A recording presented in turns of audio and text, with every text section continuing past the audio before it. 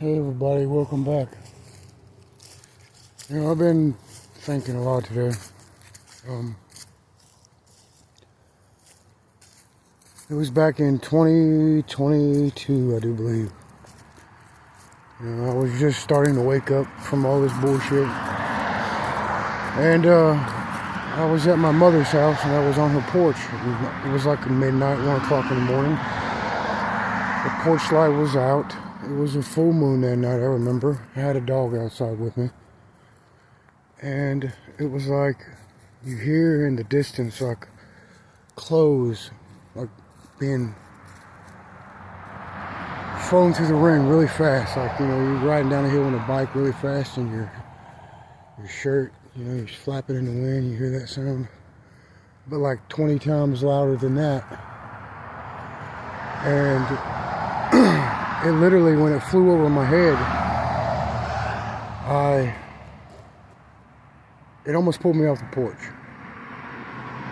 And I caught my balance and I looked up and it was a flying angel. But it wasn't the good kind. Because as I was catching my balance and looking up, it flew up in front of the moon. And I could see its shape perfect. And as it flew up, it turned in midair. And it looked back at me. And its eyes were like glowing red.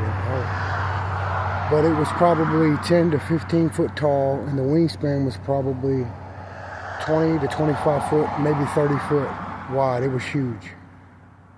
But then after it flew up, it just took off so fast you couldn't see it. Like, it was crazy. I know that we're at the end of the times we've been for a long time. These fallen angels are really, running mankind. They're the president, and I hate to say this, but this is the truth. They're judges, lawyers, and on top of that, they've used these greedy men, these scientists, and created all their little dead demon buddies' bodies, And what they're doing is when somebody dies, especially if they're bad, they're just cloning them and then letting this demon off in them.